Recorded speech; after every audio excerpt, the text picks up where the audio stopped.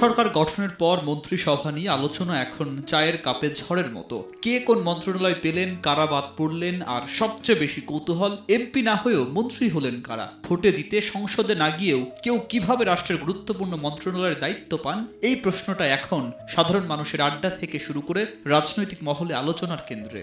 Technocrat মন্ত্রী বলতে বোঝায় এমন একজন ব্যক্তি যিনি সরাসরি নির্বাচনে অংশ নিয়ে সংসদ সদস্য হননি, কিন্তু বিশেষ দক্ষতা, পেশাগত অভিজ্ঞতা বা নীতি নির্ধারণী সক্ষমতার কারণে প্রধানমন্ত্রীর সুপারিশে মন্ত্রিসভায় স্থান পান।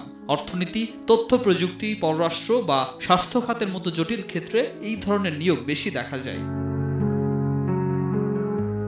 এই নিয়োগের পেছনে রয়েছে সাংবিধানিক ভিত্তি। সংবিধানের 56(2) অনুচ্ছেদ অনুযায়ী প্রধানমন্ত্রী মন্ত্রিসভার মোট সদস্যের অনধিক 1/10 এমপি নন এমন ব্যক্তিদের মধ্য থেকে নিয়োগ দিতে পারেন। তবে শর্ত হলো সংশ্লিষ্ট ব্যক্তির সংসদ সদস্য হওয়ার সব সাংবিধানিক যোগ্যতা থাকতে হবে, অর্থাৎ নির্বাচনে অংশ নিলে তিনি আইনগতভাবে অযোগ্য হতেন না। এই ব্যবস্থা রাখা হয়েছে মূলত রাষ্ট্র পরিচালনায় বিশেষজ্ঞ মতামত ও কারিগরি দক্ষতা কাজে লাগানোর জন্য।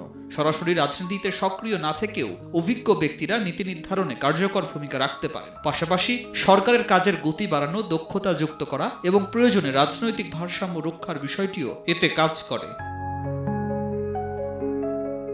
এবারের 49 সদস্যের মন্ত্রিসভায় 25 জন পূর্ণমন্ত্রী ও 24 জন প্রতিমন্ত্রী রয়েছেন। এর মধ্যে টেকনোক্র্যাট কোটায় 2 জন পূর্ণমন্ত্রী ও 1 জন প্রতিমন্ত্রী নিয়োগ পেয়েছেন। পূর্ণমন্ত্রী হিসাবে রয়েছেন হাজী আমিনুর রশিদ ইয়াসিন ও ডক্টর খলিলুর রহমান। প্রতিমন্ত্রী হয়েছেন জাতীয় ফুটবল দলের সাবেক অধিনায়ক আমিনুল হক। ইয়াসিন মনোনয়ন না পেয়ে নির্বাচন থেকে সরে দাঁড়ান। ডক্টর খলিলুর রহমান ছিলেন অন্তর্বর্তী সরকারের জাতীয় নিরাপত্তা উপদেষ্টা।